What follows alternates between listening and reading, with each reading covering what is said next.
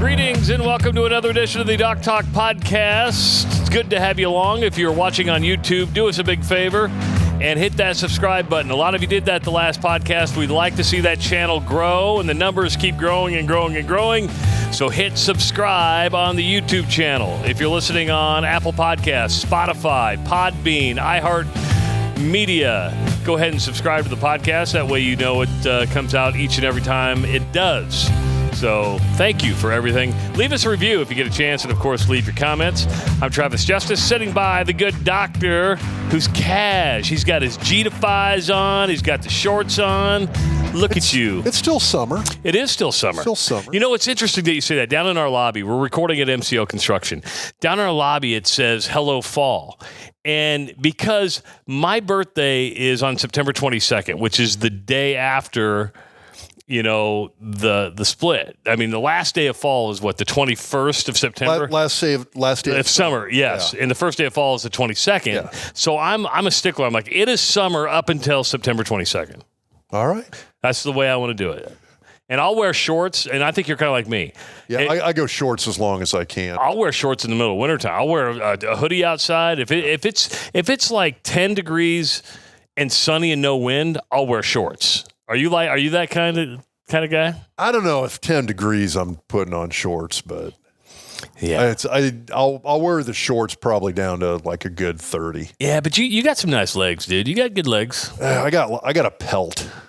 A pelt? I got a pelt. It keeps me warm. Yeah. Have you ever been like one of those cyclists that shave their legs? I got a brother-in-law. Owen has an uncle that is like rides his bike all the time. Yeah, but shaves his whole fucking body, and I don't get it. It's a functional thing. Is it?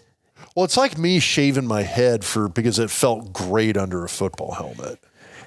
Plus, and then I didn't stop, and then I got bald, and then now it looks bad if I try to grow it out. Do you remember John Oakey on Channel 7? Yeah. Okay, he just went bald. He did a big Facebook thing, and I'm like, welcome to the club. Dr. Rob and I welcome you to the bald club. Yeah, it's a good club to be in. But you know what he didn't do? He didn't like go all the way down to the skin. He just like used a razor to stubble there. Like buzzed it. And I'm like, dude, you got to shave it all off. I mean, if you're going to do the bald thing, if you don't have hair and you just have like the little tiny 1/8-inch stubble, that looks bad.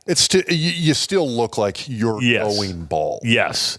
That way, you just dome it, man. Get it all nice and slick and everything. The thing I like about it is if you don't have hair, you don't have to do anything with it. True.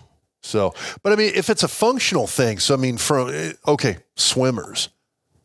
Our oldest daughter swam all through high school. I mean, all those kids, nobody shaved all season, district, state. Razors come out. Now, in the Olympics, you had a lot of guys that just wore the swim caps. Yeah. Yeah.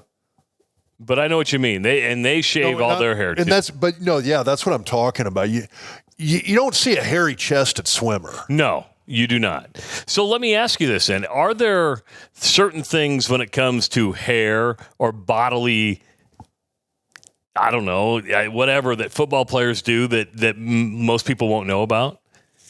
You know, I know a lot of guys. I didn't ever do it, but I mean, a lot of guys. So you're always taping your ankles to prevent ankle sprains, and so they've got what's called pre-wrap, which is basically like it's almost like a foam, like a really thin foam wrapping that you wrap around the ankle, and then there's kind of a technique where you use a cloth-based tape that you tape up and wrap up the ankles. I mean, if you look at football players playing on the field, they got the spatting on, which is you put on your sock, you put on your shoes, and then you tape over it. Every football player has that same tape. It's just right on the ankle itself. Here's what I've noticed about. And here's the thing. To answer your question, because of that, a lot of guys will shave their ankles from about here on down.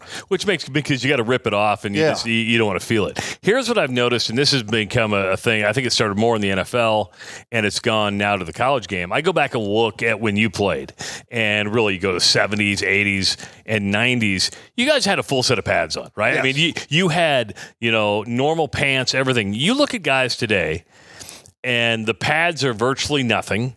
their pants are almost like your shorts. They're above the knee now. I don't even know if they wear a thigh pad or a knee pad anymore because they do that for speed, right? Yes. So, and it's, it was interesting when I was in college, the NC2A had rules on what you could and could not wear from a pad standpoint. And it was usually you had to have knee pads, thigh pads. I don't know if you had to have the tailbone pad, but you had to have hip pads. And so you had the big hip pads, thigh pads, and knee pads. Yeah. And a lot of it kind of, there has been a little bit of a shift in the style of the game. And so I know some of those rules have lessened up over time. Is it safer or does it really matter? I think a lot of people did look at injury rates with and without the pads. And I don't think there's a huge difference. I think that was the main reason. It does make a difference if you wore kind of the old school pads, which you talk about like any kid who grew up in the 60s or the 70s, 80s. You'd go to youth football practice. You had those big old pads you had to put in the pockets inside the pants. Those pads were thick. They were. And they had usually like a heavy plastic or fiberglass reinforced ribbing inside of them. Those would stop a blow. Those actually offered up a fair amount of protection. The problem is they were so big and bulky that a lot of guys didn't like wearing them. Now, the interesting thing is you'd go to that next level. And when we got to the NFL, man, everybody was ditching the pads. You didn't have the rules. Now, there was uniform rules that were designed to make sure everybody kind of looked the same from a uniform standpoint. And so most of the jersey can't come untucked. The socks got to be up. Everybody's got to have the same socks, same pants, same jerseys. You can't have an undershirt hanging out underneath the jersey. Everything has to look the same. It's a uniform product. You're representing a brand. And so each team is a individual brand of a larger corporation or franchise.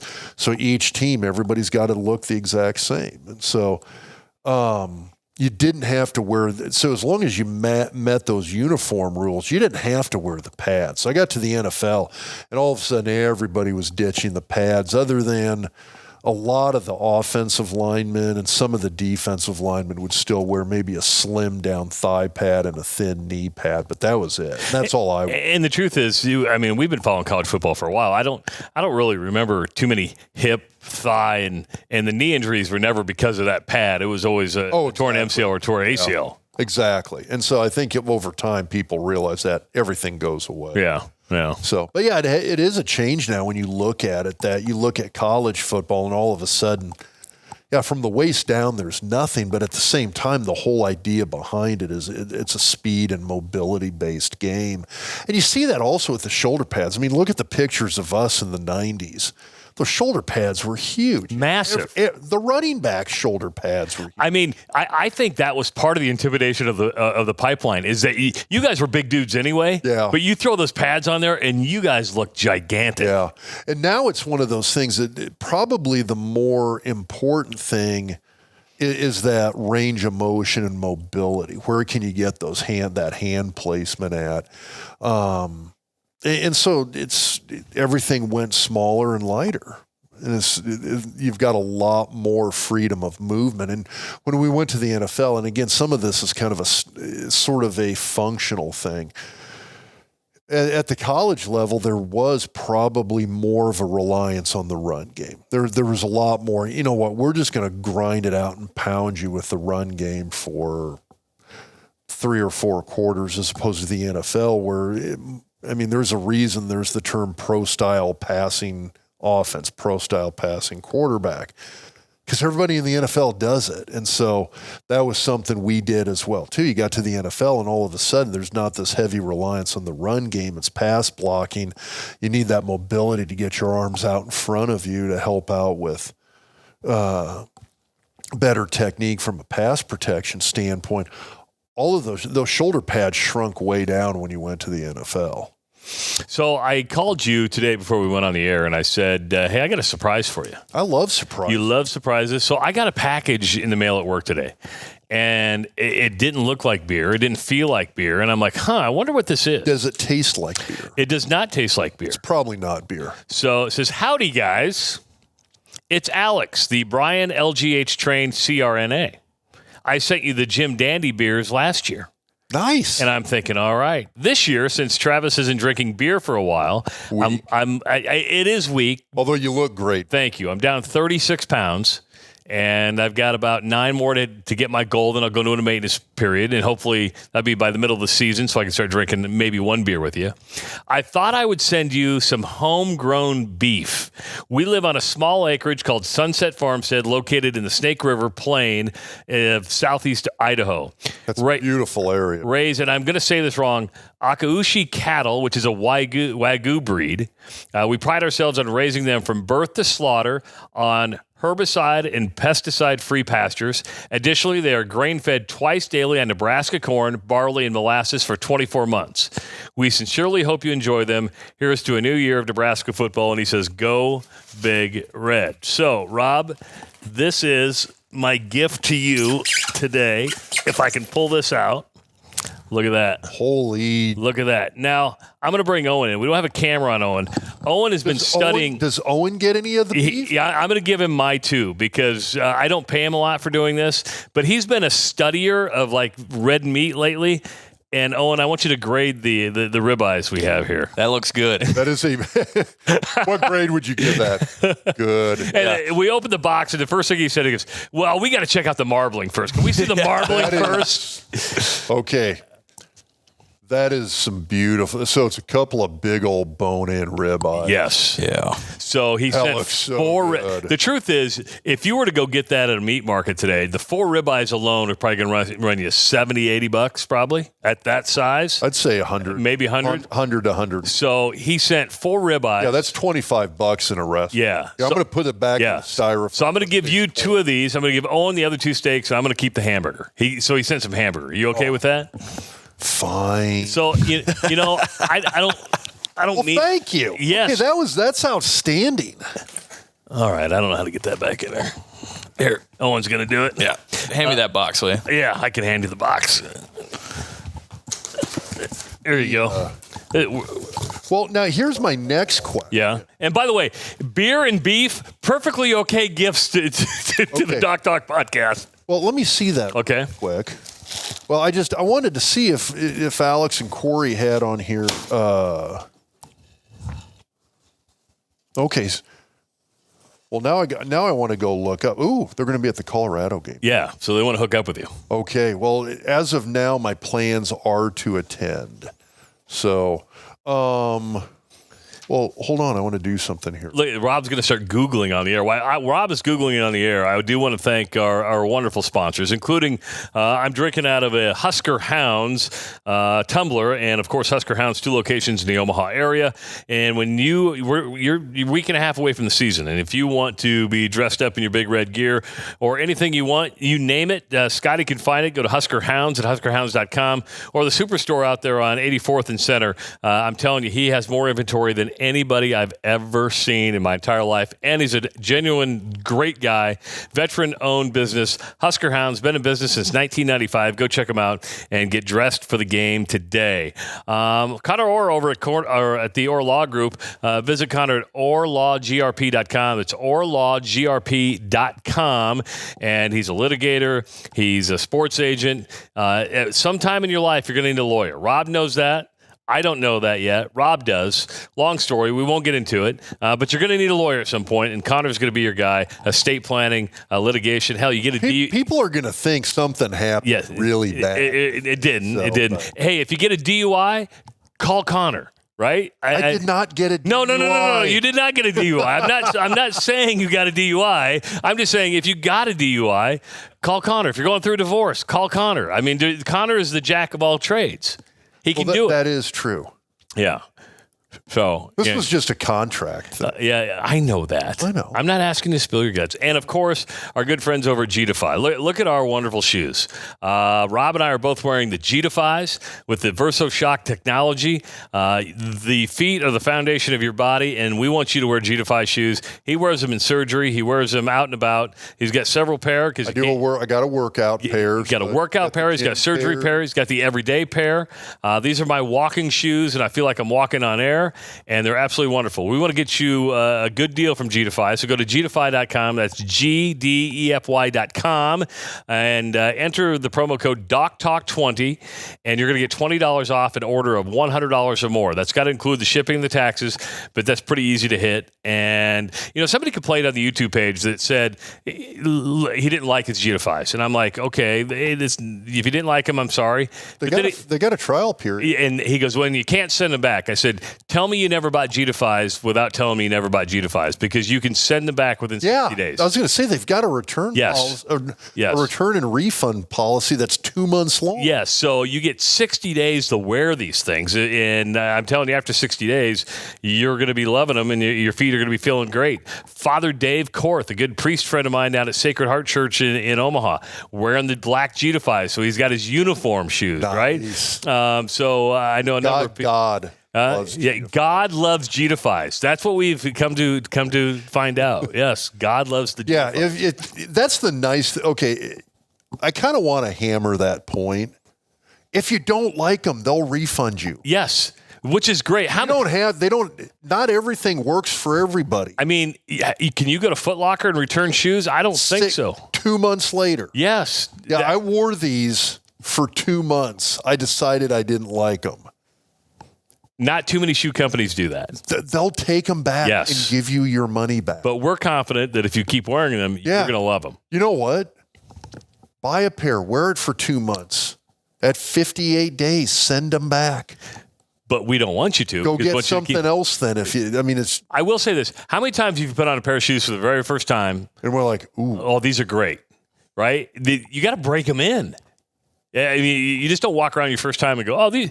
Actually, I remember I put these on. It was just like, oh, these are going to be pretty good. Yeah. Yeah, the thing that hit me, though, I think it was like the second or third time I wore them, was it was the Northwest Missouri State spring game, because they scrimmaged Augustana down in Maryville, Missouri, and I wore the shoes to that, so I'm hoofing it all over campus for an entire Saturday, and I'm like wearing these, and about 3/4 of the way through the day, I'm like, God, my feet and ankles feel great. See?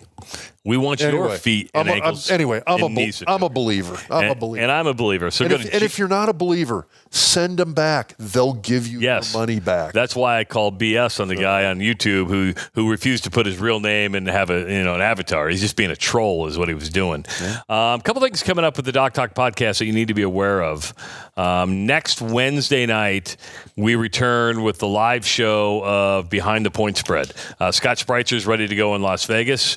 We're going to talk college football, and we're going to add an NFL game this year, maybe an NFL game or two, because the truth is NFL is king, and people like to bet, and so we're going to go in on a couple of NFL games as well. And then right after the first game, the Doc's Diagnosis presented by Centris Federal Credit Union returns. So Rob will be diagnosing a couple plays. We may go outside the Nebraska realm this year because there's other plays that happen in college football. Not saying we're going to do it every week, but we're going to look at a lot of plays throughout college football. And if you see plays that happen during the week or during on a Saturday, feel free to just email us, doctalksports@gmail.com. That's doctalksports@gmail.com. We were talking about uniforms. And right before you sat down, you're like, per Matt Rule, Nebraska is not going to be wearing an alternative uniform this year. And I thought that was really interesting because there was a ton of talk. I mean, late summer leading right up to camp about what Nebraska's all uniforms are going to look like. And I thought that was kind of an interesting announcement to make. Well, I'm torn on alternative uniforms. Does Iowa do one every year? I honestly don't recall. Maybe it's I just don't pay much attention to Iowa because I'm Kirk normal. Ferentz bucked it for years and finally gave in because there was fan pressure. And I think he thought, well, maybe the recruits really do like this stuff. Do they do it every year? The answer to that is no. Now, like on Armed Forces Day, I think, or whatever it is, they do take the Tiger Hawk and make it an American flag Tiger Hawk. But they don't do an alternative one every year. I think there's going to be one this year. But I'm a traditionalist, Rob, when it comes to uniforms. And that is, I think certain programs can do it. Oregon's made that's their brand. And it's that, if you're Oregon, yeah, you're right. It's off-brand if you don't switch it out every other. Yeah, so to me, that's their brand. Iowa State has multiple uniforms.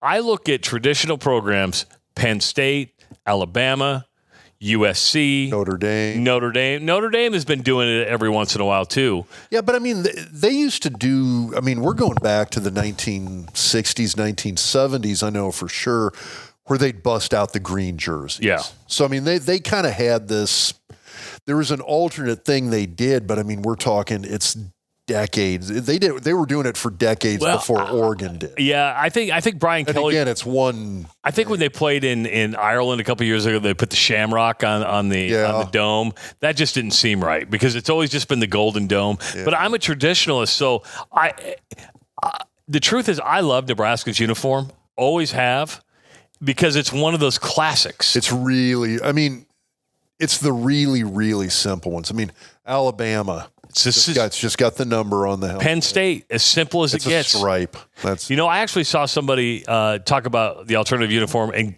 they want to permanently get rid of the N on the helmet to go with the block N. I'm like, no. The N that Nebraska uses has been around for so long. You see it. It's recognizable. What, late 60s, early 70s? Yeah.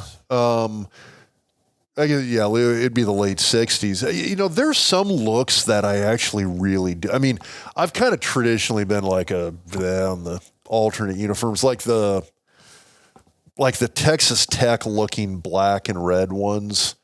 It just didn't really do anything for me. I did not like the black shirt one with the defense black shirt emblem, which it's one of those, hey, we're going to wear the defense's uniform, but the offense has to wear it too.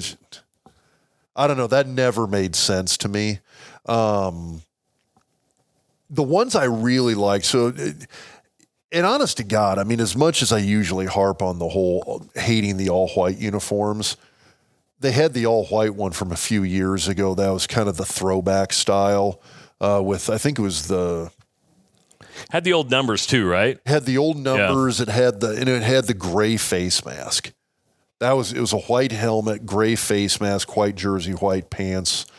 That one I actually thought looked kind of cool. And then there was, I think it was 2009. They did a throwback, and it was a replica of one of the uniforms they wore in the early mid 60s for every year for a few years. I call it the Frank Solich uniform. Yeah. But it was the white helmet. Actually, it was like the photo negative of Alabama. White helmet, red number on the side of the helmet instead of the N. And it had kind of the circular numbers. Yeah, I remember. Yeah, I know what you're talking about. So that was the alternate in 09. I actually thought those were cooler. When I think Nebraska uniforms, I think Jarvis Red Wine, mesh jersey, tearaways. Yeah. Remember the tearaways? If you want to go old school with me, get the tearaways. It's like mid-late 70s with that look. And I kind of like that one. I mean, if you wanted to come back, I mean, keep in mind the 1970s were 50 years ago. That was a half a century. Thanks for reminding me. I appreciate it.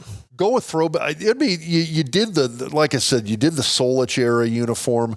Let's go with one from the 70s where it's the red and whatever stripe pattern they wore then, and then the gray face mask. Yeah. That'd be kind of cool. And the mesh jersey. I think you got to go with the mesh jersey. You can't have tearaways anymore, can you? Isn't that, no, but you can wear the mesh jersey. It's just not tearaway. Yeah. Yeah, I remember this guy's trying to pull the horse collar down, and the jersey just ripped away. You're like, just keep running. And I don't know. I know fans are going to get in a tizzy, and people like to talk about uniforms. I think maybe besides recruiting, and I'm saying this college football wide, besides recruiting, uniform combinations may be the most talked about subject in college football. Well, until games get started. So. No, that But at a place like Nebraska, I mean, here's the other thing I'm going to throw out there. I've looked at alternate uniforms at like Iowa State, Oklahoma State. I don't know why it's always the Big 12 schools. But God, they've got some cool alternate uniforms. I really do like where the Iowa State does the blacked out uniforms. Yeah. That's a cool look. Orange and black looks good with Okie State.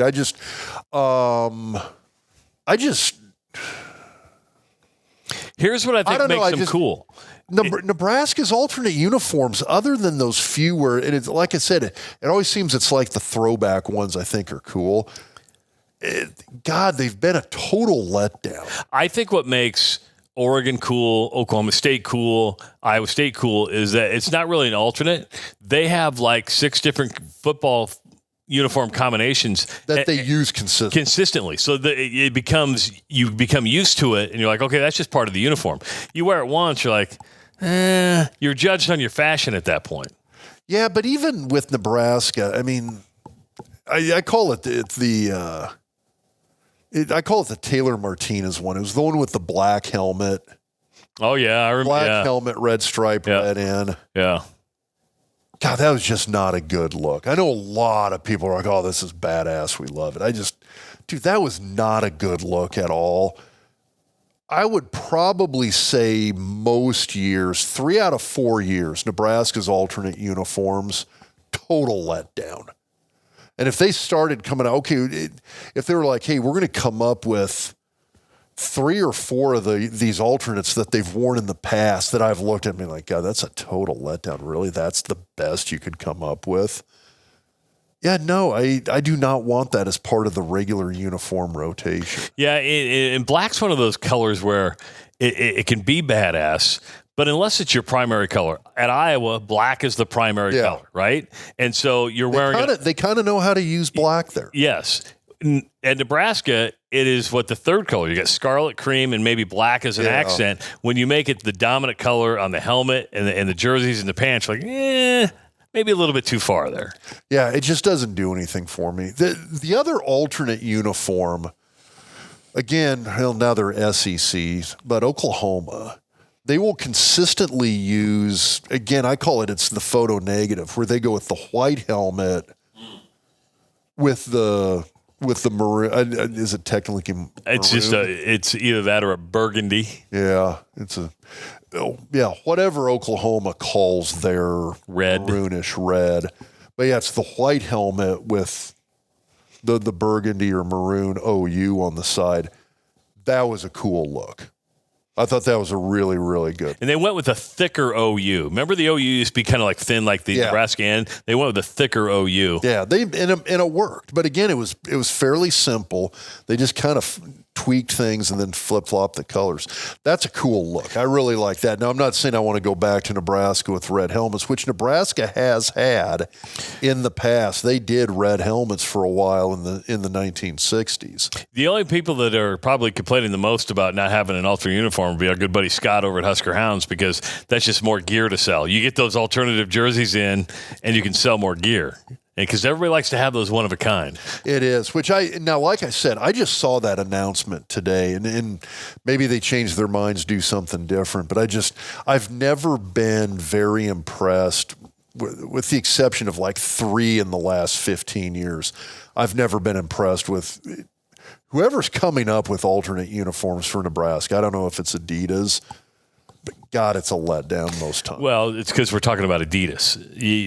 They don't have the style makers are at Nike. Just to let you know, I tend to agree with that. But I mean, God, half of Europe's soccer teams are all Adidas. But that's soccer. It's not football. It's football. Yeah. Okay. All right. Well, while we're talking about uniforms, I was actually going to bring this up a little bit later, but we might as well do it now. And uniforms are now playing into the NIL space. What I've learned since the paradigm shift that has started to take place in college football with NIL, now the House settlement, people are like, God, I wish I miss college football. I go, well, it kicks off in a week. That's not what I meant. I miss college football of the old. And I'm like, you're still going to watch the game. You still have kids out there playing. You're still going to support your school, your team. What people are afraid of more than anything, and we're all guilty of this. We're all resistant to change, right? I mean, you're probably resistant to change. I am in some ways. Yeah, although I've kind of been a proponent of NIL from the get. No, but I'm just saying in life in general, when we hit change, we tend to go, well, hold on. I mean, I'm guilty of it. Oklahoma State did something very simple, said that it's putting a QR code on the back of its helmet to where you can scan during a game and take you direct to the NIL page to make a donation. And the reaction on my radio show where people hated it. They're like, this is, what's the world coming to? I'm like, actually, do I think it's going to work? Maybe. But what's the big deal? It's a QR code in the back of a helmet. It's not like it's taking the whole helmet. It's not like your side emblem. You got a QR code back there. You're going to have to get some pretty good close-ups, I would think, for your phone camera to pick that up. Well, Ross Peterson, and you know Ross, he goes, in today's day and age, you can just pause your television. Yeah, and I get that. I forgot. I'm like, oh, yeah. Because I was kind of it's not going to be on a helmet long enough for me to scan a QR code. I wasn't thinking the long enough. I was just, I mean, is it going to be clear enough? That's a good point. Dude, now you got your 4K HD. Why not? So well, and the reason I bring this up because you're going to see now that we've gone down this direction, which is so simple. You're like, oh, let's just put a QR code. Can we put a sticker on our helmet? Yeah. Can it be a QR code? Yeah. Let's just do it. So Bill Bush, who's been on this program a lot, I believe. Love Coach Bush. Owen, tell me if I'm wrong or not, but Bill Bush has our most watched video on YouTube, correct? Yeah. Yeah. Yep. Interview with Bill Bush, the first one, is our most watched. And it still gets watched like daily. I mean, you look at it every month. I'm like, wow, that was a long time ago. People are still watching this thing, which is super cool. But we were texting back and forth today, and he was on his radio show in Lincoln, The Ticket. And he was like, you know what? You need to go all in on NIL. And that is, and now you got to get through the plays and everything like this. But let's say, Thomas Fedoni makes a big play. At the end of the play on the scoreboard, you put up his Venmo account and say, hey, you like that play? Send Thomas some money. Is that going too far?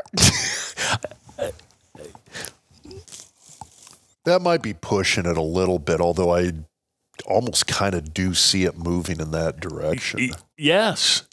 I mean, I don't think the NCAA would approve that yet, but I think over time, you're going to see. Here's an argument in favor of this that if I'm sitting here thinking about it, one of the biggest complaints about NIL is that it seems like, at least on the surface initially, the discussion is you've got these 4 or 5-star kids coming out of high school who are getting signed to some of these monster NIL deals as part of the recruiting process. Kids are going to go where they feel like they might get the best NIL deal. That's why a lot of people are saying, well, when we were down with Troy Dannon, right? Troy Dannon said that's the arms race in the facilities game is probably over. It's coming to an end. It's plateaued. Yes. It's hitting the ceiling. What people have said is like, well, why can't these kids get on campus and then earn it once they're there? That's an example of kids earning it. Yeah. Okay, instead of getting it all up front, which is always going to happen, you're still going to have that. That's not going away. But, I mean, you've got an opportunity with what you just said, what Bill Bush mentioned, in real time being able to support a player directly for on-the-field performance. Hey, Raiola goes out and throws for 370 yards and no picks. You want to reward that. Well, give them NIL money for that single game performance. Great. It's a great idea. Yeah, I mean, fans can go, oh, that's his Venmo account? Okay, we'll send him $5. But yeah, there is a in time, like in real time NIL, which is something a lot of people have said, well, I'd rather see a guy get down on campus and actually earn it, as opposed to, hey, just because he's a 5-star coming out of high school, barely set foot on campus and he's already going to get $1 million in his bank account.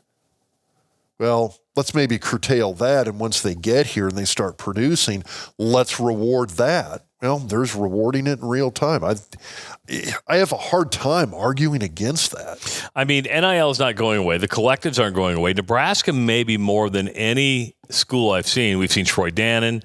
We've seen Matt Rule. We've seen Fred Hoiberg. I mean, they flat out wear 1890 gear. They're not wearing Nebraska gear. They're wearing 1890 gear.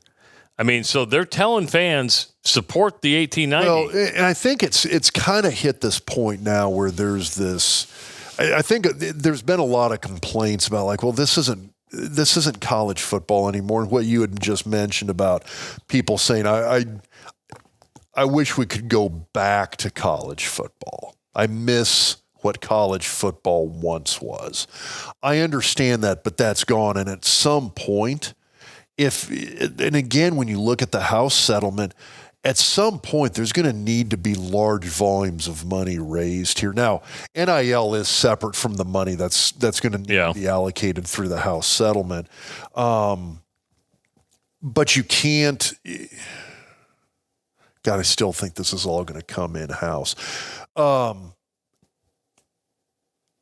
But so much of money that in the past had been raised through donors, boosters, that had gone into scholarships, facilities, et cetera, is now being directed. I mean, I'm trying to think of a way to phrase this. I think most athletic department, fundraising departments, the developmental offices are telling boosters, hey, start moving these dollars towards the NIL because that's how we're going to get players. That's how we're going to win games now. It's turning into a talent arms race from a dollars spent standpoint. I mean, it used to be. I mean, the example I give is when Texas A&M's weight room became larger than Nebraska's weight room back in, it was right around 1990, 1991. And Nebraska immediately gutted their weight room and expanded it so it was 50% bigger than A&M's new weight room, and now we had the biggest weight room again and could start using that as a recruiting tool. And then it's just that arms race within facilities. It's going to be an arms race for talent now, and it's going to be a case of who has the best NIL program for their players. And Oklahoma State's doing something small. Let's use the unintended consequences, right? When the Supreme Court ruling came down, everybody's like, okay, well, you can go do a car dealership ad. You're going to make money off your YouTube channel. Nobody saw a collective coming. Texas A&M saw, well, we can run a collective, and nobody knew that. Let's organize. Yeah, let's organize this thing, and everybody was like, "Whoa!" That's what. Remember, people, you can't do that. And then everybody looked at the rule book and went like, "Oh yeah, yeah." There's nothing saying you cannot do that. Yes, and to me, that had a bigger impact on NIL money than a QR code on the back of a helmet. The QR code on the back of a helmet. I wholeheartely agree. The other thing it did is that it sped things up. Yes. It took the development of this and sped it up tremendously. So, I mean, you think, and again, there's some NCAA rules for this because they're never going to put up, hey, here's Thomas Fidoni's, Venmo account. Send him some money for that big play. Because you know what would happen? That would divide a fan base or divide players because you'd have players like, why isn't I just made a good play. Why didn't you put that up there? Yeah, he was open because I just ran a legal pick on that guy. I'm not getting anything. Yeah, how do you do? But there will be, if you think QR codes are offensive, there's more coming because it's just opening up the avenue to contribute your hard-earned dollars. And what if to build on the Bill Bush's comment about. And Bill's thing was, if you're going to do this, have fun with it. Just go totally way out there. Okay, everybody. Okay, hey, great touchdown drive capped by a big play. Everybody on offense.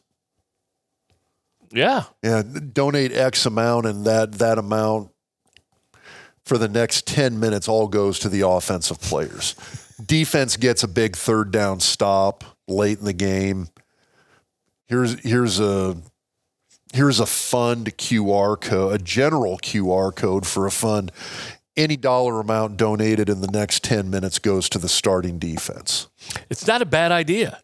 That way you're taking care of the whole, or at least the people that were out there on the play. That'd right? be communism, though. So.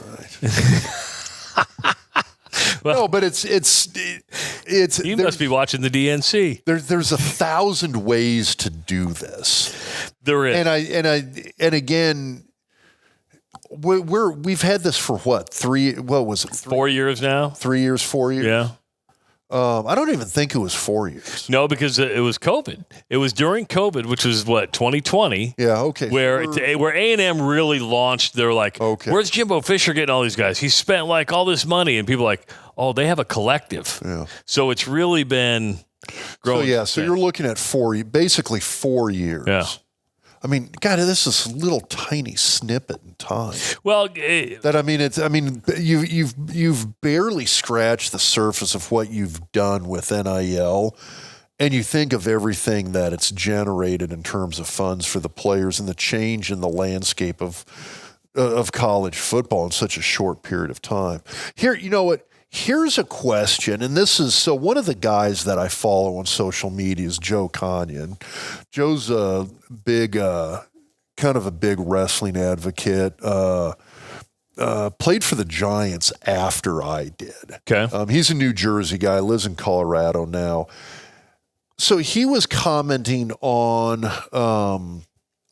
there was a couple of Colorado State players who they made news because they turned down, I believe, I don't know if it was combined or if it was each, but I think it was each had turned down about a $600,000 NIL deals to leave Colorado State. Decided they were going to stay at Colorado State. They want to see it through. And a lot of it was a team and coach loyalty thing. They feel like they're on the cusp of kind of getting that program up to a next level. And so they turned down these massive NIL deals. I mean, this is over $500,000 a person. And so the discussion that came out of this, what Joe was talking about, one of the points he made was, is this something that kids can't afford to turn down? Is this something that, as a coach, as a program, you would look at this and say, hey, you know what? Yeah, I'd rather you stay here and help us win. But I mean, you really ought to take this. This is too much money as a head football coach, or even as a position coach, as an athletic director. You need to take that money and run. I think it's different for every person. And what I mean by that is you may have some kids that come from really well means that are like, I know it's life-changing money, even if you have a lot of money, but some people aren't motivated by money. Well, and that was one of the responses I had to him was that, I think there's this situation where when you look at that, would $600,000 be life-changing to me? It's like, well, the answer to that is no. That's a shit. In a short term, yeah, that's a shit ton of money. But I'm sitting here going like, okay, when I was in college, God, it's like the future I was looking at when I was in college was, well, I'm going to give the NFL a try, and if that flames out, I'm going to medical school. Yeah. I'm going to be okay.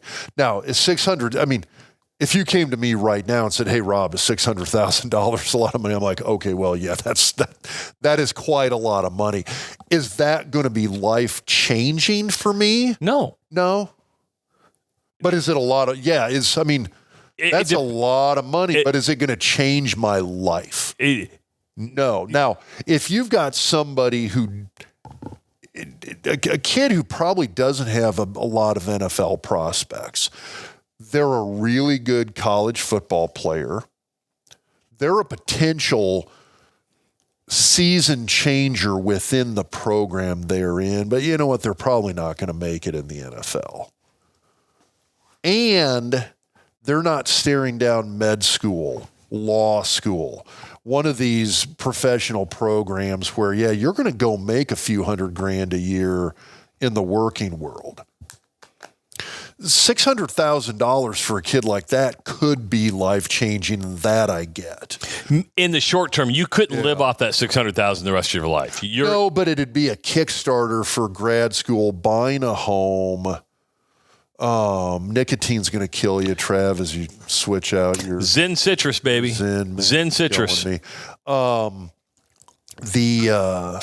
still getting the peripheral vasoconstriction that's squeezing your kidneys to. Oh my! Anyway, God. You judgmental. I'm a doctor. Stye's worse than I was. This is science. Remember when Stye showed up at her house for the pipeline one? He had 2 upper deckers of 6 milligram coffees, and he's got like a jug of coffee. I'm like, dude, you ought to be flying high now. That's caffeine, though. That's different. No, he had the coffee Zins. He had 2 coffee Zins. So he had 2 6 milligrams. Is there nicotine in there, or is it coffee? Wait, is it nicotine, or is it? Well, it's coffee-flavored nicotine. But is there caffeine? No, but he was drinking like a quart of coffee, and I drink a quart of coffee, and he had 6 milligrams. So he had 12 milligrams in. I'm like, dude, you got to be flying. Yeah, although, sorry, Brendan, I didn't mean to brat you out, but I just got a 3 milligram in. You got to rookie numbers. No, but it's okay. So one of the stories. So here's a story. I remember when we won the national title, there was a lot of speaking engagements, fundraisers, basketball games, man. I remember going to watch the basketball Husker games. hoops. Then the Husker hoops games. Yeah. We did. But we did a lot of fundraising events, and I remember we were at a big fundraising event in Kearney that spring, and we had all just gotten our national title rings.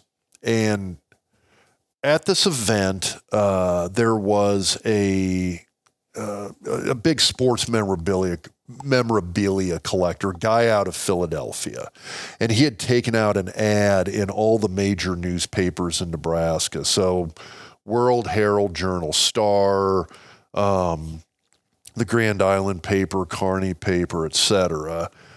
And in this remember want ads? If you need to get a hold of somebody, you'd put a want ad. Hey, I'm either that or the thrifty nickel. Remember the thrifty nickel? I do. I remember that. So what was the car one? Oh, shit. You remember there was a lot of those. Yeah. Anyway, when things were printed on paper. Anyway, took out an ad, and he offered any Nebraska football player $10,000 for their national title ring. And nobody sold. You'd probably sell today. Some would, because you're like, and I've seen guys who have sold theirs since then. Can you get a replica? Can you sell and get a replica? No, that's an interesting question. Well, I remember now, and I'm mentioning this. I'm not trying to pick on Aaron Taylor here, but he kind of got caught in between some less than unscrupulous people. Yeah. In the restaurant. He got screwed. He kind of got screwed in the restaurant deal. And by friends, he got screwed. Well, I kind of thought so too. But anyway, who was involved with that? I know. Anyway. He's not the head coach anymore. I know. I'm trying not to tangent too hard here. Anyway, he had to sell all of his Husker memorabilia. And his Outland trophies. And so several people within the university, or at least former university people, went to the companies and got him replacements. And because it included his conference and national title rings. And so he had to sell those as part of a bankruptcy auction. And so you can get them. It takes some definite string pulling to do it, though.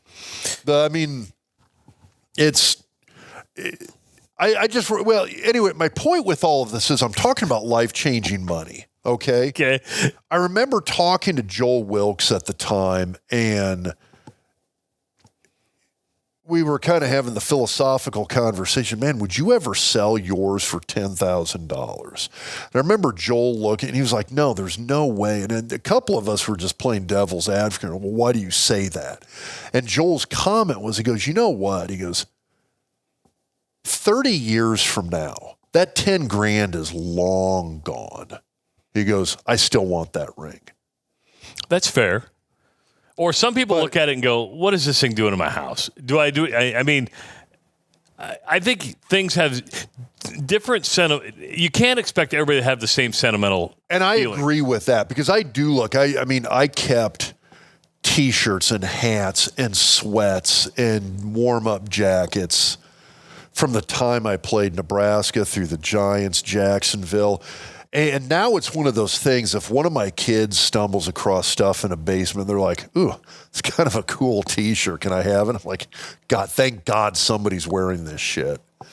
But I'm at the point now where there's a lot of stuff where I've seen former players do God, I just got so much stuff, I'm never going to wear it. Hey, so-and-so, Husker yard sale, former Husker yard sale, come by, T-shirts $10, sweatshirts $20. Come pick some stuff up. I'd have to go look and see what I still have, but I mean, there's a lot of stuff, and now I'm sitting here going like, well, I'm never going to wear this stuff, and most of it's too big for me. And your kids don't want it. No. Well, a lot of the sweatshirts and T-shirts they like. Some of the hats they like. It's vintage. Of course, that has nothing to do with NIL, which got us on this conversation. Well, I mean, we started talking about the players. I thought it was an interesting conversation that, I mean, you see some of these guys who are turning down six-figure dollar amounts. And so my question is, does a school, if somebody has an opportunity to leave and take a six-figure dollar amount to leave, does the coach of the school where the kid's currently at have a duty to tell the kid, hey, that's too much money to turn down. It hurts us as a program, but it's in your best interest to take that money and leave.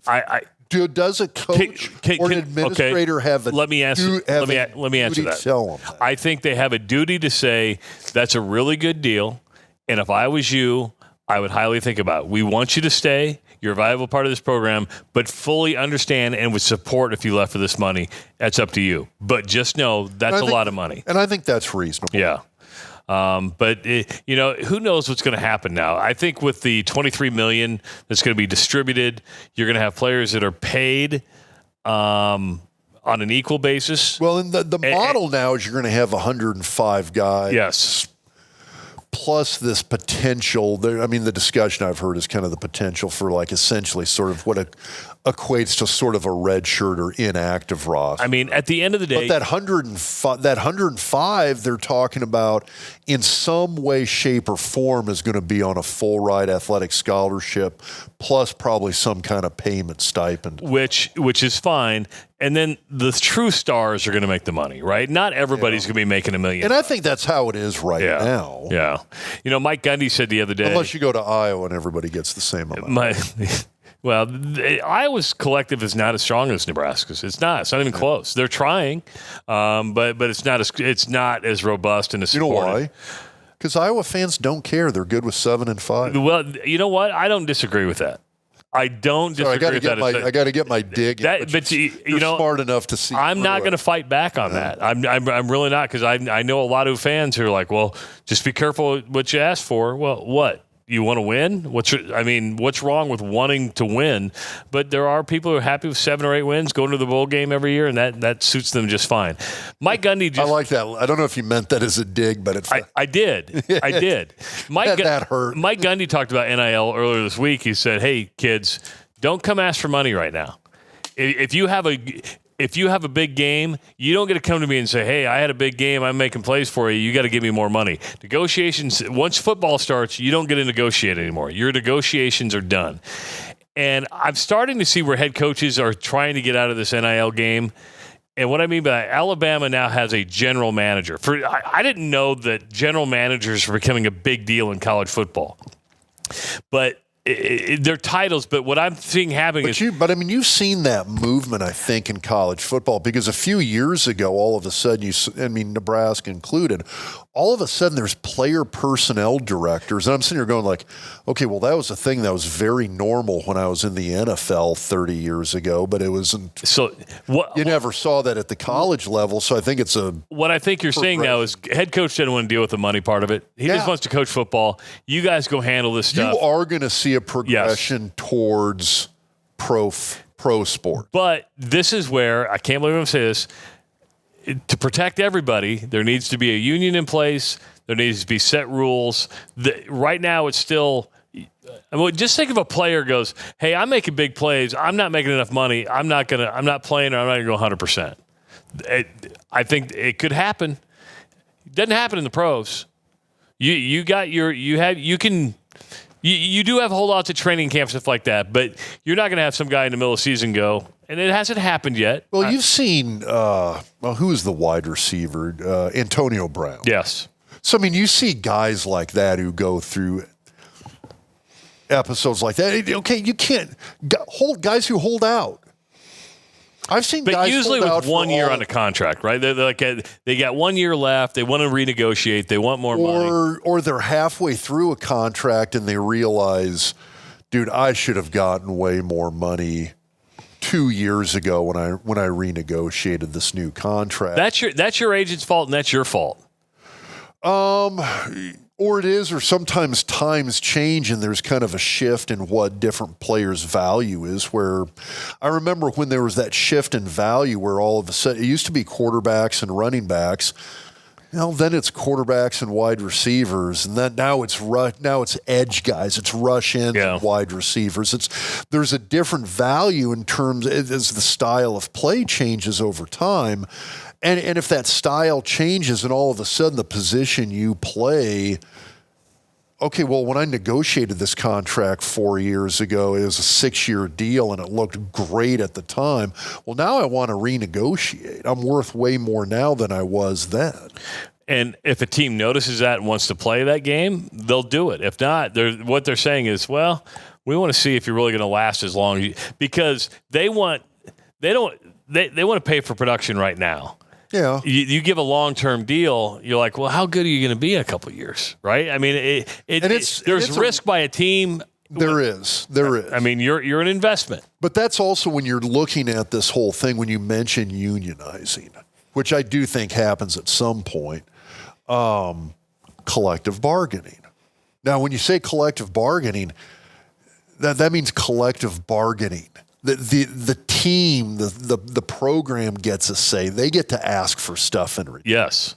And I think they said with the House settlement, when you throw the $23 million in and then all the other bennies that go along with it, it's like almost like a 60-40 split of the money. Yeah. So I mean, that's why they were saying it's not quite what the NFL is. But when you throw the scholarship in, all the other benefits plus the money, you're getting a lot of that of the revenue that's coming in. I totally agree with that. But that's also why when I look at collectives and NIL, at some point, God, I can't see it coming under a single organizational roof. I mean, I can't see a collective like 1890 remaining completely outside of maybe the athletic department. Maybe athletic departments themselves. Maybe it's the athletic department splits a little more separation from the university to join with the collective. Yeah, I could see that. Of course, one of the highest paid players in Nebraska is Dylan Raiola. He was officially named the starter for the opener, and that was big news. It was plastered all over the place today. Believe that. We were going to start with this. We probably buried the lead, but at the end of the day, the lead would have been if he wasn't named the starter, right? Agreed. I would have been. The only thing I could have thought, the only situation that I thought where that might play out is where they just wanted a little bit more consistency, have them within that system, have them within the program, learning that offense a little bit more. let's see how you do in a live game situation before we totally throw you to the wolves. And I kind of the comparison, and I've made this comparison during the podcast before, is Tommy Frazier. True freshman, 1992. Day one, we knew he was the guy. And when I say that, I'm not just saying, hey, this guy was, God, we went to war with Clemson to get this kid. It's not like you're sitting there. It's not like we were saying, yeah, we won this massive recruiting battle for this guy. He's definitely the starter. That's not what I'm saying. I'm talking about what we saw on the practice field, how he was in the huddle, the command he had day one, the confidence he had day one. It was okay, this guy is the starting quarterback. I love our other guys. This kid's the starter. But I think the difference here is those were great. Those were good, not great, but good quarterbacks that could do that. I don't know if you have somebody in a position right now to get Nebraska to that point. I'm not sure we truly did then. I think it was a calculation by Osborne where his take was, we're going to hold them out of the non-conference games. So you had those 4 non-conference games, and Osborne's take was, you know what, if we can win the conference, you go to the bowl game. You go to the bowl game. If you can make it through the non-conference with one or 0 losses, one loss in the non-conference season isn't going to completely kill your chance at a national title. So if you can get through the non-conference with, at worst, 1 loss, run the table, win the Big 8, you're going to go to the Orange Bowl, a 1 loss, basically a 10-1 team with an outside chance at the national title. Is this fair? You're going to hit a Florida State, a Miami, a Notre Dame in the Orange Bowl. That's going to give you that shot at the national title. So this is the great Dylan Raiola. I'm not going to call it an experiment because it's not an experiment, but I haven't seen a player as hyped as Dylan Raiola at Nebraska for a long, long time. To be viewed as success in the fans' mind, I'm not saying he has to win a national title, but in the next 4 years, he has to get Nebraska to the playoff. Would you agree with that? To be viewed the success. He has to make the. My brain keeps switching back when you say playoff. I keep thinking the 14 playoff. It's not a 14. No, playoff. It's a 12-team playoff. It's not a 14 playoff anymore. Yes, he does. That's what he's going to be judged on. Did he get Nebraska to the playoff? Yeah. If he did, he lived up to the expectations. Yeah. If he does not get Nebraska to the playoff, he did not live up to the expectations. Yeah, I mean, I could see a situation where you got a guy comes out, he's a little bit of a stat monster, and goes to the NFL. He's probably done pretty good. I mean, I have a little bit of a different definition of success at the college level, and I'd be the first guy to admit that. I mean, when we talk about, and I've done it on Twitter, I've done it on the podcast, whenever the subject comes up, who's your Mount Rushmore of quarterbacks? And I mean, at Nebraska, for me, it's the title guys. I mean, and again, as painful as it is for some people to hear, that includes Scott. So, I mean, it's Frost, it's Frazier, it's Behringer, it's Taggy.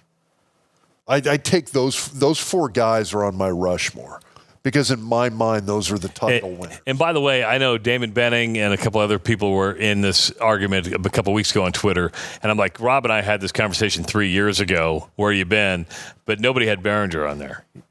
I agree. I put him on there. I know. We don't win the title in 94 without Brooke.